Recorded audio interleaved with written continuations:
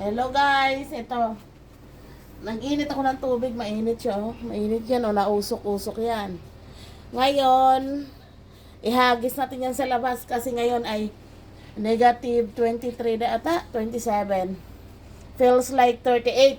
So, try natin kung totoo yung sinasabi nila na pag naghagis tayo ng mainit na tubig ay pagbagsak ay yelo na. Oh, try natin.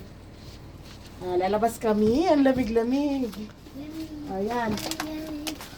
Ito lang. 1, 2, 3, go. Oh. See? Yellow! Amazing! Oh, totoo pala guys. Totoo. Yellow ang bagsak. Oh. Oh, tingnan nyo. Oh. Totoo. Yun guys, maraming salamat. Sa ngayon, yun lang ang ating video. Sana wag kayong magsawa. Thank you. Bye-bye.